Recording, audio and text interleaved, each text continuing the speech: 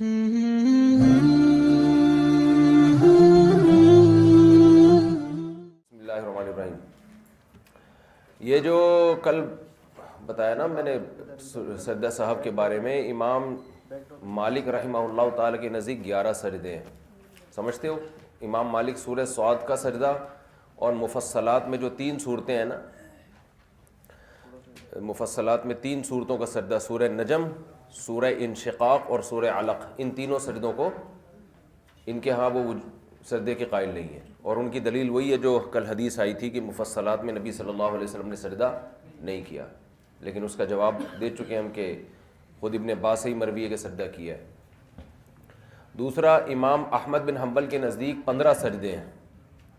تو امام احمد بن حنبل کی دلیل یہ حدیث ہے، یعنی وہ سورہ حج کے دونوں سجدوں کے قائل ہیں. سورہ حج میں جو 2 سجدے ہیں نا جن میں ہمارا شوافع سے اختلاف ہے، اس کے دونوں، اور ان کی دلیل یہ حدیث نمبر 1029 ہے. عمرو بن عاص رضی اللہ عنہ سے روایت ہے کہ نبی صلی اللہ علیہ وسلم نے ہمیں قرآن میں 15 سجدے بتائے، لیکن یہ حدیث امام شافعی کے نزدیک بھی ضعیف ہے، حنفیہ کے نزدیک بھی ضعیف ہے، اس لیے اس سے استدلال ٹھیک نہیں ہے. سمجھتا ہے؟ باقی پھر اختلاف رہ جاتا ہے شوافع اور حنفیہ کے درمیان. تو دونوں کے نزدیک 14 سجدے ہیں، اور سورہ حج کا سجدہ بھی صحیح حدیث سے ثابت ہے. اب کون سا والا سجدہ ہے؟ تو امام شافعی کے ہاں سورہ حج میں جو دوسرا سجدہ ہے وہ ہے، اور ہمارے ہاں سورہ حج میں جو پہلا سجدہ ہے وہ ہے. چلیں، یہ اختلافات کا حاصل. یہ ابن لہیعہ تو مشہور راوی ہے، ضعیف راوی، جس کا آخر عمر میں اس کا حافظہ خراب ہو گیا تھا، تو آخر عمر میں یہ اپنے حافظے سے احادیث بتایا کرتے تھے. سمجھتے ہو؟ بس تو مجتہد اپنے مجتہد کے نزدیک جو حدیث اس کے نزدیک ضعیف ہوگی وہ اس پہ فیصلہ کرے گا نا. باقی احادیث کا صحیح اور ضعیف ہونا تو ایک اجتہادی چیز ہے.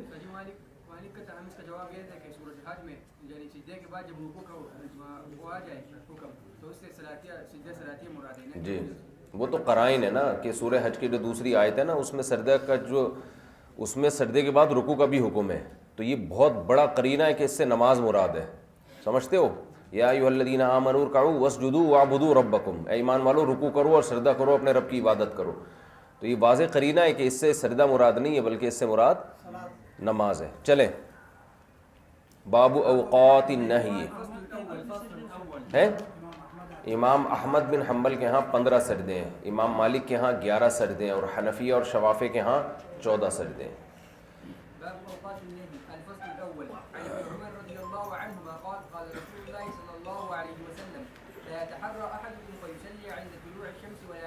عبداللہ بن عمر سے روایت ہے، نبی صلی اللہ علیہ وسلم نے فرمایا کوئی بھی شخص اس کی کوشش نہ کرے کہ یعنی اس کی تحری نہ کرے کہ طلوع شمس کے وقت نماز پڑھے اور نہ غروب شمس کے وقت، دونوں وقت میں نماز پڑھنا ممنوع. متفق علیہ.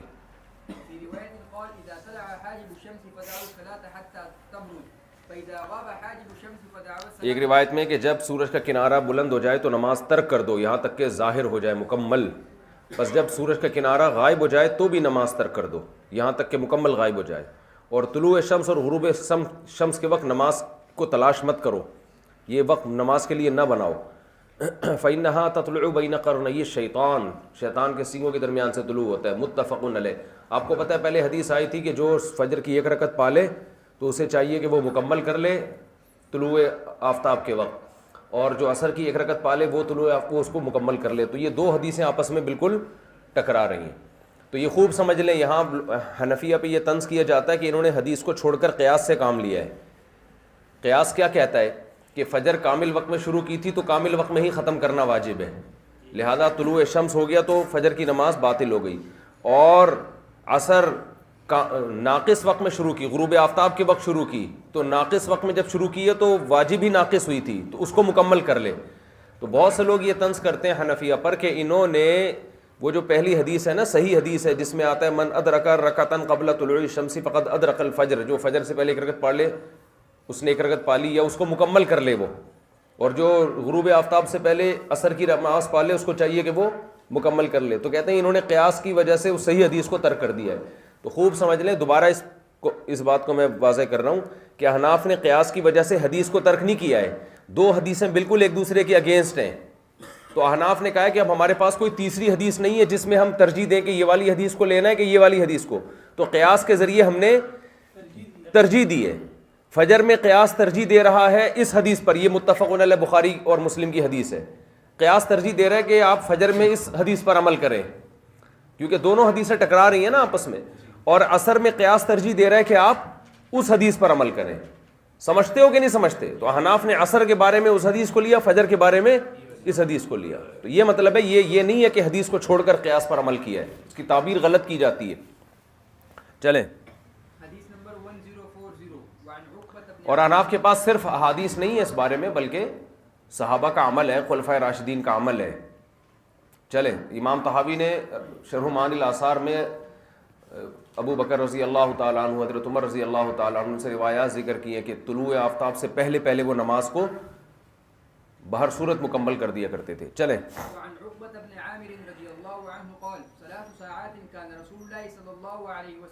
دیکھو پہلی حدیث عبداللہ بن عمر سے، یہ دوسری عقبہ ابن عامر سے، وہ فرماتے ہیں کہ 3 گھڑیاں ایسی ہیں جن میں نبی صلی اللہ علیہ وسلم نے ہمیں نماز پڑھنے سے یا مردے دفنانے سے منع کی ہے۔ مردے دفنانے سے مراد ہے اس میں جنازہ پڑھنے سے، سمجھتے ہو؟ حین تطلع الشمس بازغۃ حتی ترتفع، جب سورج نکلنے لگے یہاں تک کہ مکمل بلند نہ ہو جائے۔ ہر طرح کی نماز اس میں ممنوع ہو رہی ہے، فجر بھی، عصر بھی، ہر طرح کی۔ وحین یقوم قائم الظہیرہ، جب بالکل زوال کا وقت ہو، سورج بالکل سر پہ کھڑا ہوا ہو۔ حین حتی تمیل الشمس، جب تک کہ سورج ڈھلک نہ جائے۔ وحین تضیف الشمس للغروب، جب سورج غروب ہونے کے لیے تیار ہو جائے۔ حتی تغرب، جب تک مکمل غروب نہ ہو جائے۔ رواہ مسلم، صحیح مسلم کی حدیث۔ چلیں، اب تیسری حدیث ابو سعید خدری سے ہے، اور وہ جو حدیث ہے نا جس میں آتا ہے کہ اتنے کہ جو فجر کی رکعت پالے وہ طلوع آفتاب فجر کو مکمل کر لے، وہ حدیث اتنے طرق سے مروی نہیں ہے، سند کے لحاظ سے اس کے ٹکر کی نہیں ہے، وہ اتنے سارے طرق سے بھی، کتنے سارے صحابہ سے مروی ہے یہ حدیث۔ ابو سعید خدری رضی اللہ عنہ سے روایت، رسول اللہ صلی اللہ علیہ وسلم نے فرمایا لا صلاۃ بعد الصبح حتی ترتفع الشمس ولا بعد العصر حتی تغیب الشمس، فرمایا کہ فجر کے بعد کوئی نماز نہیں ہے جب تک کہ سورج طلوع نہ ہو جائے، اور عصر کے بعد کوئی نماز نہیں ہے جب تک کہ سورج غائب نہ ہو جائے، متفق علیہ۔ تو اس کے عموم میں فجر کی سنتیں بھی داخل ہیں، اور عصر کے بعد ہر طرح کی نماز۔ جب ہم عمرہ کرنے، حج کرنے جاتے ہیں تو بہت سے لوگ آپ نے دیکھا ہوگا کہ طواف کرنے کے بعد 2 رکعتیں پڑھ رہے ہوتے ہیں، کیونکہ طواف کے بعد 2 رکعتیں سنت ہے نا، بلکہ واجب ہے حناف کے ہاں۔ تو طواف کے بعد 2 رکعتیں، تو ہمارے ہاں یہ ہے کہ اگر عصر کے بعد آپ نے طواف کیا تو وہ اس وقت 2 رکعتیں نہیں پڑھ سکتے، آپ کو مغرب کے بعد پڑھنی پڑیں گی، غروب آفتاب کے بعد پڑھنی پڑیں گی۔ لیکن شوافع اور دیگر حضرات کہتے ہیں نہیں، اسی وقت پڑھ لیں۔ تو حناف کی یہ متفق علیہ صحیح حدیث مضبوط دلیل ہے کہ لا صلاۃ، کسی بھی قسم کی نماز نہیں ہے فجر کے بعد بھی اور عصر کے بعد۔ چلیں، حدیث نمبر 1042 وعن عمرو بن عبسة رضي الله عنه قال قدم النبي صلى الله عليه وسلم المدينة فقدمت المدينة فدخلت عليه فقلت أخبرني عن الصلاة فقال صلي صلاة الصبح ثم أقصر على الصلاة عن الصلاة حين تطلع الشمس حتى ترتفع فإنها تطلع حين تطلع۔ دیکھو یہ عمرو بن عبسہ سے مروی ہے، فرماتے ہیں نبی صلی اللہ علیہ وسلم مدینہ آئے، میں بھی مدینہ آیا تو میں آپ کے پاس آیا، میں نے آپ سے کہا مجھے نماز کا بتائیں، آپ نے فرمایا فجر کی نماز پڑھو، پھر نماز سے رک جاؤ، دوبارہ کوئی نماز نہ پڑھو، حتی تطلع الشمس حتی ترتفع، جب تک کہ سورج مکمل بلند نہ ہو جائے، اس لیے کہ وہ شیطان کے سینگوں کے درمیان سے طلوع ہوتا ہے۔ وحینئذ یسجد لها الکفار، اس وقت کفار اس کو سجدہ کرتے ہیں۔ فإن الصلاة مشہودۃ محظورۃ ثم صلی، پھر جب سورج بلند ہو جائے تو نماز پڑھو۔ اچھا، یہ جو حدیث ہے نا کہ شیطان کے سینگوں کے درمیان سے سورج طلوع ہوتا ہے، تو اور کفار اس وقت سجدہ کرتے ہیں، تو اس سے بھی پتہ چلتا ہے کہ اس وقت فرض سجدہ اور نفل سجدہ دونوں حرام ہیں، کیونکہ سجدے یہ جو بعض حضرات تعویل کرتے ہیں نا کہ اس سے تو نفل نماز مراد ہے، فجر کی فرض نماز تو آپ اس وقت پڑھ سکتے ہیں، تو اس میں فجر کی فرضوں کی بھی ممانعت کی جا رہی ہے، کیونکہ جب آپ سجدہ کریں گے تو کفار کے سجدے سے مشابہت تو بہرحال ہو رہی ہے۔ رہا یہ مسئلہ کہ آج کفار سجدہ نہیں کرتے، تو اس کے 2 جواب ہیں، ایک بات تو کرتے ہیں، آج بھی کرتے ہیں، دوسری بات یہ کہ یہاں حکم کا مدار علت پر ہے، حکمت پر نہیں ہے، یہ حکمت ہے، علت یہی ہے کہ طلوع آفتاب خود ایک فساد کا ذریعہ، یہی وجہ ہے کہ آج بھی کوئی جو حضرات کہتے ہیں نا کہ بھئی آج تک تو سورج طلوع ہوتے ہوئے کوئی کافر سجدہ نہیں کر رہا ہوتا، تو وہ بھی صرف فرض سجدے کے قائل ہے جو فجر کا، نوافل کے وہ بھی قائل نہیں ہے۔ تو ہم کہتے ہیں اگر یہ اس حکمت پر حکم کا مدار تھا کہ کفار سے مشابہت، تو پھر تو نفل سجدہ بھی جائز ہونا چاہیے، تو نفل کے تو آپ بھی عدم جواز کے قائل ہو۔ چلیں، اس سے پتہ چلتا ہے کہ حکم کا مدار یہاں علت پر ہے، اور علت یہ احادیث ہے، وہ محض ایک حکمت تھی۔ چلیں، وہ فرض نماز کے بعد قضا پڑھنا جائز ہے، طلوع آفتاب کے وقت وہ بھی جائز نہیں ہے۔ اب فرض نماز کے بعد فجر کے یا عصر کے قضا کی کیا دلیل ہے، یہ سوال پیدا ہوتا ہے کہ یہاں تو ہر طرح کی نمازوں کی نفی ہو رہی ہے نا۔ اس کا جواب امام طحاوی نے دیا ہے کہ نہ ہمارے پاس قضا نماز کی ناجائز ہونے کی الگ سے کوئی دلیل ہے، نہ جائز ہونے کی الگ سے کوئی دلیل ہے، اس کے بارے میں حدیث خاموش ہیں۔ تو انہوں نے وہ کہتے ہیں پھر یہ قیاس کا تقاضا یہ ہے کہ یہ وقت اللہ نے فرض کے لیے رکھا ہے، یہی وجہ ہے کہ آپ فجر کی نماز سلام پھیرنے کے بعد تو نماز نہیں پڑھ سکتے، لیکن اگر آپ فجر کو طول دینا چاہو طلوع آفتاب تک تو اس کی اجازت ہے، کیونکہ فرض نماز ہے نا، تو پتہ چلا یہ وقت صالح للفرض ہے، صالح للنفل نہیں ہے۔ اسی طرح عصر میں بھی آپ طول دینا چاہو اس کو جب تک احمرار شمس نہ ہو جائے تو آپ کے لیے جائز ہے، تو پتہ چلتا ہے کہ یہ فرض کے لیے یہ وقت اللہ نے رکھا ہے، نوافل کے لیے نہیں رکھا، تو اس سے استیناس کیا گیا ہے کہ قضا پڑھنے کی گنجائش ہے اس میں۔ چلیں، لیکن وہ بھی طلوع آفتاب سے پہلے پہلے۔ چلو بھائی، فإن الصلاة مشروعة محظورة ہاں تو پھر نماز، ہاں حتى يستقل الظل بالركب ثم أقصر عن الصلاة فإن حين یہاں تک کہ ایک نیزہ سایہ رہ جائے، یعنی سورج بالکل سر پہ ہو جائے۔ ثم اقصر عن الصلاۃ، پھر نماز سے رک جاؤ۔ فإن حين تسجر جہنم، جہنم کو بھڑکایا جاتا ہے۔ حدیث میں آتا ہے ان شدت الحر من فیح جہنم، کہ سورج کی تپش فیح جہنم سے ہے۔ اس کی تفصیل اس سبق میں پوری ڈیٹیل سے گزر چکی ہے۔ تو بہرحال جہنم کی آگ سے مشابہت، یعنی نبی صلی اللہ علیہ وسلم کو شدت حر پسند نہیں تھی، کیونکہ اس کی مشابہت کس سے ہے؟ جہنم کی آگ سے ہے۔ تو جہنم کی آگ سے اس کی مشابہت ہے، تو آپ نے ایسا کام جو انتہائی شدید گرمی میں ہو اس سے منع کیا ہے۔ چلیں، حينئذ يسهل فإذا أقبل الفيء فصلي اقبل الفی، جب سایہ آپ کی طرف متوجہ ہو، یعنی ادھر کو کھسکنا شروع ہو جائے تو زوال ہو جاتا ہے نا، تو پھر نماز پڑھو۔ حتى تصلي العصر ثم أقصر عن الصلاة حتى تغرب پھر عصر کے بعد نماز سے رک جاؤ یہاں تک کہ سورج غروب ہو جائے، اس لیے کہ وہ غروب بھی شیطان کے سینگوں کے درمیان میں ہوتا ہے۔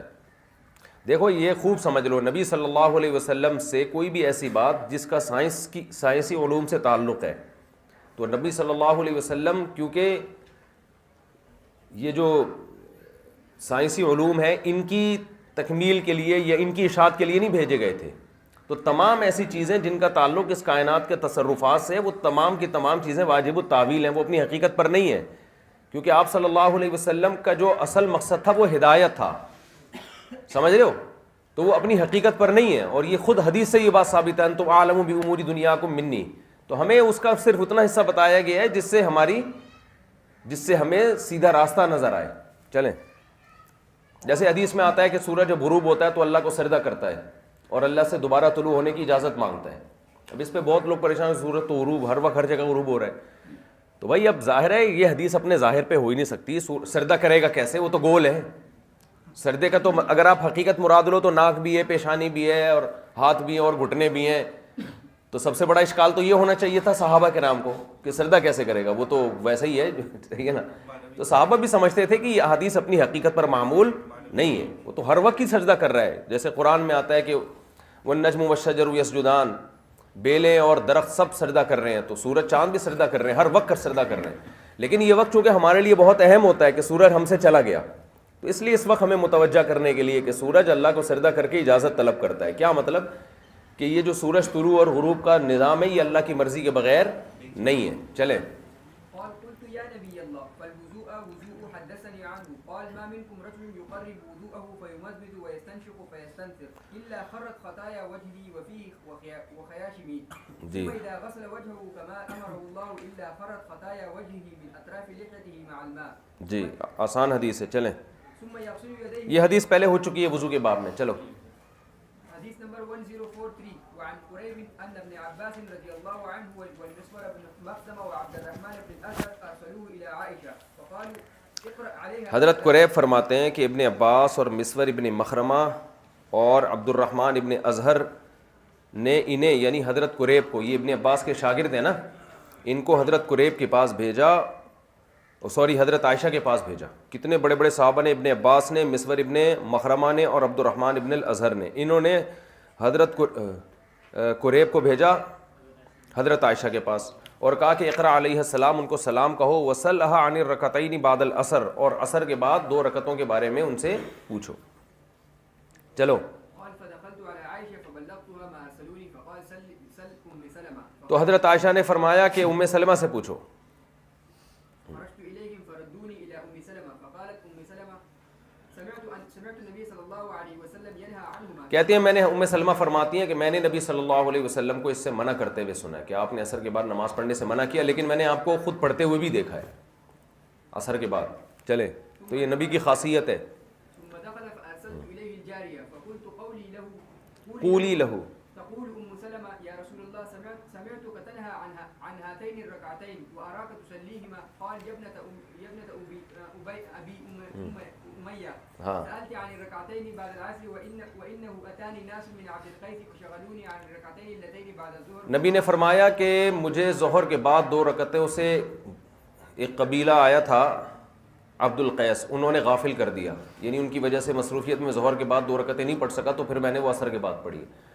تو بعض ائمہ کے نزدیک اگر کسی وجہ سے کسی مجبوری میں آپ کی کوئی نماز رہ گئی ہے تو عصر کے بعد پڑھ سکتے ہیں. حناف کے ہاں بالکل بھی نہیں پڑھ سکتے. وجہ اس کی یہ کہ یہ نبی صلی اللہ علیہ وسلم کی نماز پہ بہت زیادہ حرص تھی، تو اس لیے آپ صلی اللہ علیہ وسلم کو اللہ نے بعض چیزوں میں وہ اجازت دی ہے جو امت کو اجازت نہیں دی، کیونکہ ممانعت کی احادیثیں وہ زیادہ ہیں، اس میں آپ صلی اللہ علیہ وسلم نے ہر طرح کی نماز سے منع کیا ہے. سمجھتے ہو؟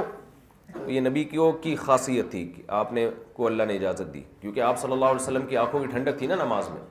جیسے آپ کو نکاح کی کثرت کی اجازت دی، تو بعض چیزیں نبی کے ساتھ خاص ہیں. تو آپ نے جہاں نبی نے فرمایا اللہ نے میری آنکھوں کی ٹھنڈک نکاح میں رکھی ہے، وہیں یہ بھی فرمایا کہ قرۃ عینی فی الصلاۃ، میری آنکھوں کی ٹھنڈک کس میں ہے؟ حدیث میں آتا ہے حبب الی النساء، اللہ نے مجھے نکاح کو محبوب کیا ہے میری نظروں میں. تو وہیں ہے قرۃ عینی فی الصلاۃ، آنکھوں کی ٹھنڈک کس میں ہے؟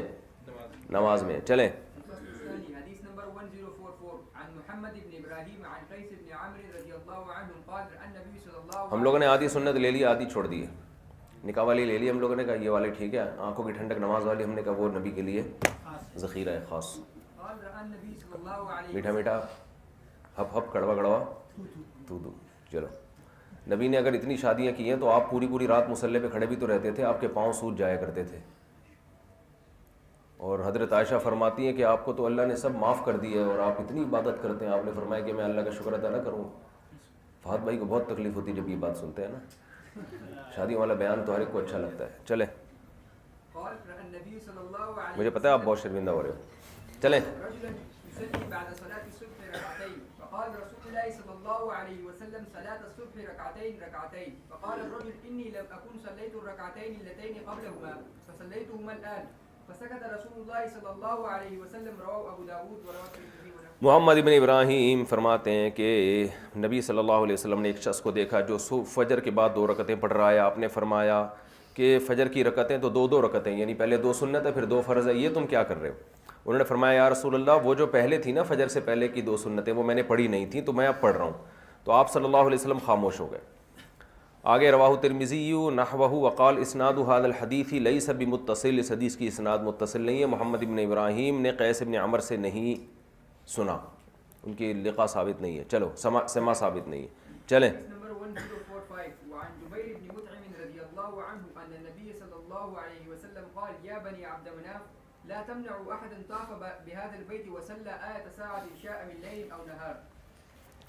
نبی صلی اللہ علیہ وسلم نے بنی عبد مناف سے فرمایا کہ اے بنی عبد مناف کسی کو بھی اس گھر کے طواف سے اور نماز پڑھنے سے نہ روکو، چاہے دن یا رات میں جس وقت بھی چاہے طواف کرنا، جس وقت بھی چاہے نماز پڑھنا.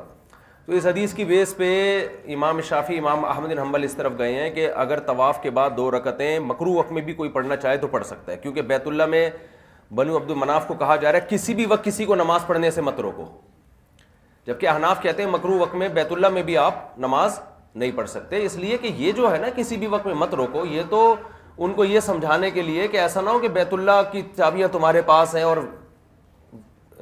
ولایت تمہارے پاس ہے تو کوئی اس پہ چودراہٹ نہ شروع کر دے کوئی کہ بھائی یہ والا ٹائم ہے یہاں سے یہاں تک گیٹ کھلے گا، اس کے بعد گیٹ بیت اللہ کا نہیں کھلے گا. تو یہ تو ہم عام محاورہ میں بھی کہتے ہیں نا کہ بھائی 24 گھنٹے مسجد نماز کے لیے کھلی ہے اور 24 گھنٹے نمازیوں کو اجازت ہے. تو مکروہ وقت تو اس سے خود بخود مستثنا ہوتے ہیں، ان کو الگ سے استثنا کرنے کی ضرورت نہیں ہے. چلیں حدیث نمبر 1046 وعن ابی ہریرہ رضی اللہ عنہ ان النبی صلی اللہ علیہ وسلم نهى عن الصلاة نصف النهار حتى تزول الشمس الا يوم الجمعہ. حضرت ابو ہریرہ رضی اللہ عنہ سے روایت ہے کہ رسول اللہ صلی اللہ علیہ وسلم نے نصف نہار میں نماز پڑھنے سے منع کیا ہے جب تک کہ سورج زوال نہ ہو جائے سوائے جمعہ کے دن کے. هذا مذهب الشافعي وقد سبق دليله وقد روى ابو داود وابن عدي عن ابي قتادة حديثا استثناء یوم الجمعہ ولكن قال ابو داود و ابو الخلیل الراوی عن ابی قتادہ لم یلق ابا قتادہ و اسناد ابی عدی ایضا ضعیف. سمجھتے ہو اس حدیث کو امام ابو داؤد نے ضعیف قرار دیا ہے، لیکن بعض ائمہ کا بہرحال مذہب یہ ہے کہ جمعے کے دن زوال کا وقت نہیں ہوتا، کیونکہ جمعے میں تعجیل مستحب ہے نا، جلدی پڑھنا، تو اس میں زوال کے وقت بھی وہ سنتوں کی اجازت دیتے ہیں. سمجھتے ہو؟ لیکن احناف کا اور جمہور کا مذہب یہی ہے کہ جمعے کے دن بھی زوال کا وقت زوالی ہوتا ہے. چلیں الفصل الثالث حديث نمبر 1048 عن عبد الله السنابحي رضي الله عنه قال قال رسول الله صلى الله عليه وسلم إن الشمس تطلع ومعها قرن الشيطان فإذا ارتفعت فارقها. دیکھو یہ بھی حدیث عبداللہ الصنابحی فرماتے ہیں نبی صلی اللہ علیہ وسلم نے فرمایا سورج جب طلوع ہوتا ہے تو شیطان کے سنگ کے ساتھ ہوتا ہے، لہذا جب وہ بلند ہو جاتا ہے تو شیطان کا سنگ اس سے الگ ہو جاتا ہے. ثم اذا استوت قارنها، پھر جب بیچ میں آتا ہے سورج زوال کے وقت پھر شیطان آ جاتا ہے. فاذا زالت فارقها، پھر جب وہ زائل ہوتا ہے تو جدا ہو جاتا ہے. پھر جب غروب کے قریب آتا ہے تو پھر شیطان کا سینگ آ جاتا ہے، اور جب غروب ہو جاتا ہے تو غائب ہو جاتا ہے. نبی صلی اللہ علیہ وسلم نے پھر ان وقتوں میں نماز سے منع کیا ہے. سمجھتے ہو؟ یہ تیسرے صحابی ہو گئے، چوتھے صحابی ہو گئے. چلیں حدیث نمبر 1049 موطا امام مالک. چلیں وعن ابي بسط الغفاري رضي الله عنه قال صلى بنا رسول الله صلى الله عليه وسلم بالمخمس صلاة العصر فقال ان هذه صلاة عرضت على من كان قبلكم فضيعوها. ابو بصرہ فرماتے ہیں کہ نبی صلی اللہ علیہ وسلم نے مخمس مقام پر ہمیں عصر کی نماز پڑھائی اور فرمایا کہ یہ نماز پچھلی امتوں پر بھی پیش کی گئی تھی، ان کو بھی دی گئی تھی، لیکن انہوں نے اس نماز کو ضائع کر دیا، عصر کی نماز کو. بس جو اس کی حفاظت کرے گا اس کو دگنا اجر ملے گا. ولا صلاۃ بعدها، اور عصر کے بعد کوئی نماز نہیں ہے. حتی یطلع الشاہد، شاہد سے مراد ستارہ ہے، یہاں تک کہ ستارہ طلوع ہو جائے، یعنی غروب آفتاب ہو جائے. چلیں حدیث نمبر 1050 وعن معاوية رضي الله عنه قال إنكم لتصلون صلاة لقد صحبنا رسول الله صلى الله عليه وسلم فما رأيناه يصليهما. حضرت معاویہ رضی اللہ تعالی عنہ سے روایت ہے، وہ مشہور فتنہ ہے نا، اس نے حضرت معاویہ کا بھی مذاق اڑایا ہے ایک کلپ میں، کہ ایک رضی اللہ عنہ دوسرے رضی اللہ عنہ سے لڑ رہا ہے اور ایک تیسرا رضی اللہ عنہ سلو کرا رہا ہے، اور ایسے جیسے شیعہ لوگ کرتے ہیں نا، صحابہ کے لیے رضی اللہ عنہ کا لفظ میں تمسخر کرتے ہیں. تو وہی اس کل کسی نے کلپ بھیجا، اس میں وہی کہ یہ تینوں رضی اللہ عنہ، حالانکہ تینوں آپس میں لڑ رہے ہیں.